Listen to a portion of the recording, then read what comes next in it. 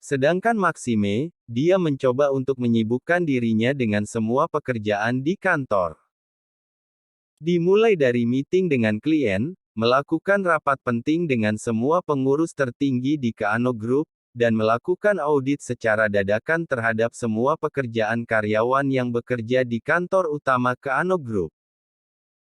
Maxime adalah seorang pemimpin yang selalu bertindak tegas terhadap semua karyawan yang melakukan kesalahan pada pekerjaannya, sehingga hari ini sudah ada sekitar 12 orang yang Maxime pecat, karena dia merasa pekerjaan mereka tidak becus.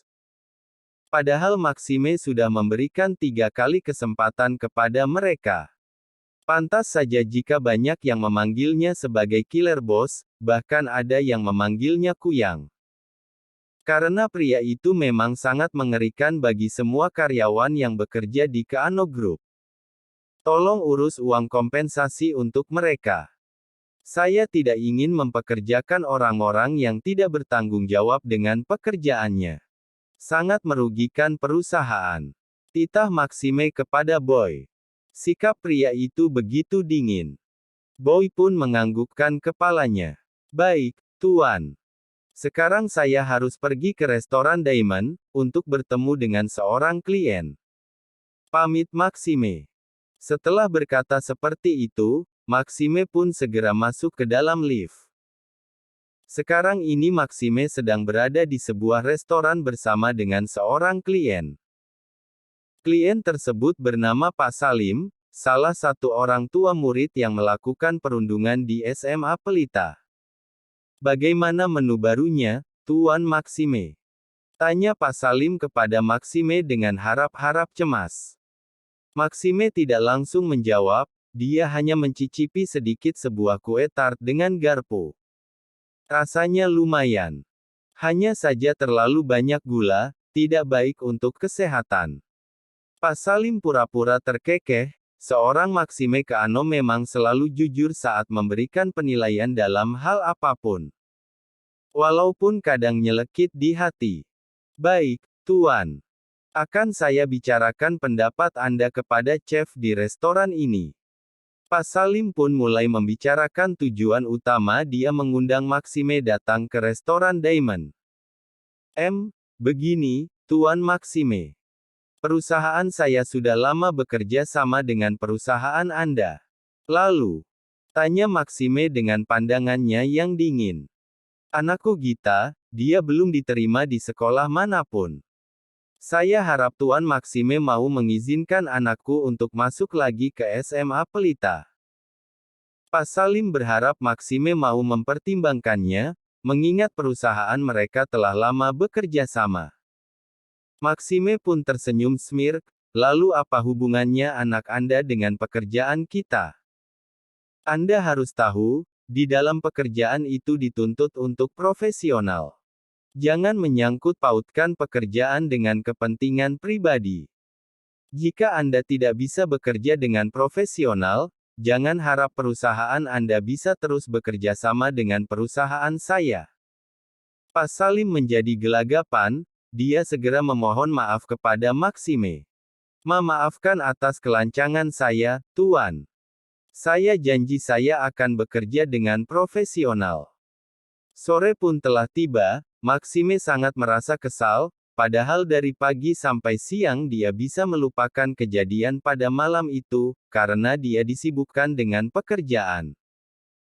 Tapi setelah bertemu dengan Pak Salim, yang membahas tentang kasus perundungan di sekolah, membuat dia teringat kepada Rahel. Bagaimanapun dia adalah seorang pria yang normal, jadi wajar saja jika dia menjadi ketagihan untuk melakukannya lagi. Namun, harga dirinya akan runtuh jika dia tiba-tiba meminta Rahel untuk melakukannya lagi.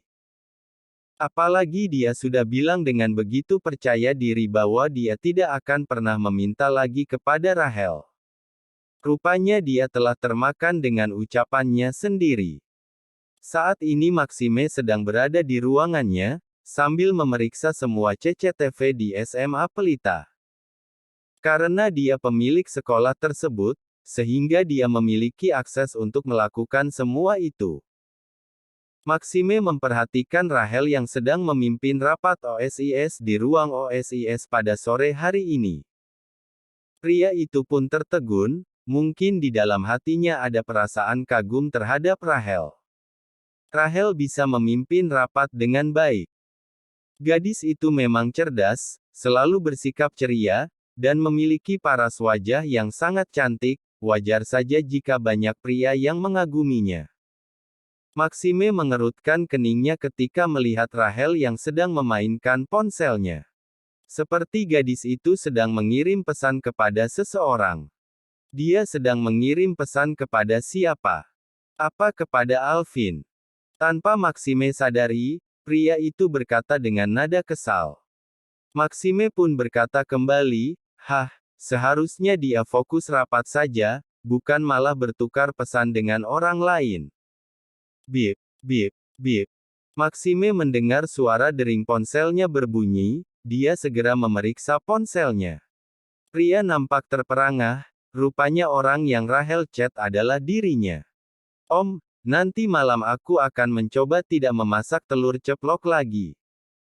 Jadi Om harus pulang cepat, agar bisa mencoba masakan perdana aku.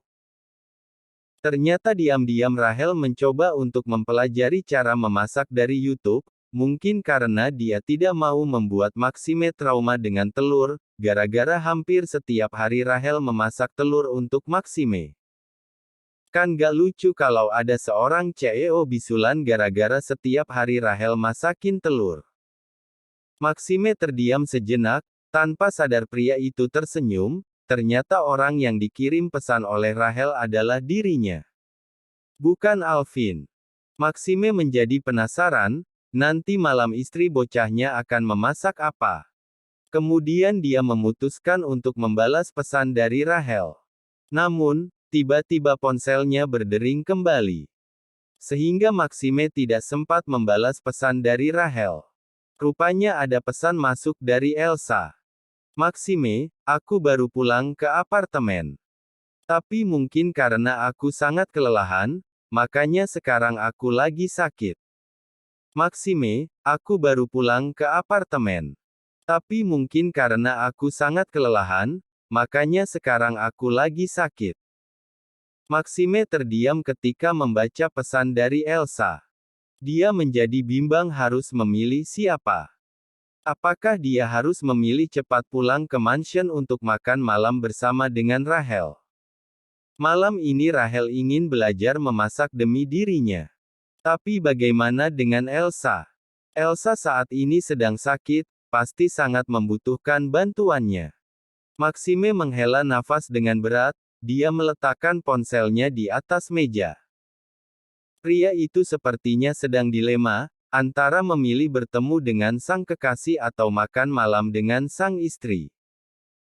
Sedari awal Maxime memang sudah jujur kepada Rachel bahwa dia sudah memiliki seorang kekasih dan dia menikahi Rachel hanya demi neneknya. Setelah mereka berpisah, Maxime akan kembali kepada Elsa. Padahal Rachel sudah tahu itu semua, gadis itu sama sekali tidak mempermasalahkannya. Mungkin karena pernikahan mereka hanyalah kontrak. Tapi entah mengapa setelah dia menikah dengan Rachel, Maxime merasa seakan-akan dia takut mengkhianati pernikahannya jika seandainya bertemu dengan Elsa. Padahal selama ini Rachel tidak pernah mempermasalahkannya, karena Maxime pun tidak pernah melarang Rachel untuk dekat dengan pria manapun. Setelah pulang sekolah, Rachel sedang berbelanja semua bahan masakan di minimarket. Dimulai dari daging, sayuran, ikan, udang, dan bahan masakan yang lainnya. Karena dia sudah mencatat semuanya. Dalam masalah keuangan, setelah menikah dengan Maxime memang Rachel sudah tidak merasakan kesulitan lagi. Maxime sama sekali tidak membatasi keuangannya. Rachel boleh membeli apa saja yang Rachel mau. Karena Maxime telah memberikan kartu Black Card kepada Rachel. Kartu tersebut bisa Rachel gunakan selama Rachel masih menjadi istrinya Maxime.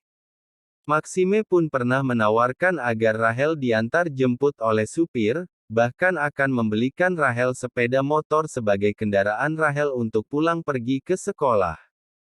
Tapi Rachel menolak. Rachel ingin menjalani kehidupannya seperti biasanya, dia tidak ingin memanfaatkan kekayaan Maxime.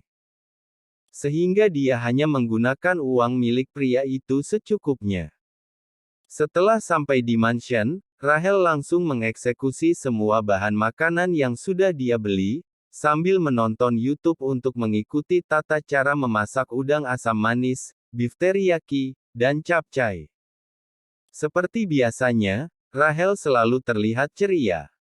Gadis kecil itu tersenyum sambil membayangkan Maxime memakan dengan lahap semua masakannya. Mudah-mudahan si Kuyang suka dengan semua masakan aku. Gumam Rachel sambil menyajikan semua makanan yang sudah dia masak di meja makan. Dia sama sekali tidak peduli dengan rasa lelahnya. Sebenarnya hari ini adalah hari yang paling berharga untuk Rachel. Karena pada hari ini usianya telah bertambah 1. Usianya telah menginjak 18 tahun.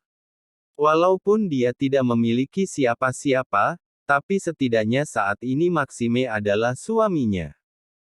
Tidak ada salahnya jika dia merayakan hari ulang tahunnya bersama dengan Maxime. Setidaknya tahun ini dia tidak merayakannya sendirian. Karena itulah Rachel tiba-tiba berinisiatif untuk meminta Maxime pulang cepat, agar mereka bisa makan malam bersama. Sekalian Rachel pun ingin belajar memasak. Namun, 1 jam, 2 jam, 3 jam. Rachel menunggu kedatangan Maxime. Pria itu belum pulang juga ke mansion. Membuat gadis itu gelisah. Rachel menoleh ke arah jam dinding. Rupanya waktu telah menunjukkan jam 10 malam. Kemana dia? Kenapa dia belum pulang?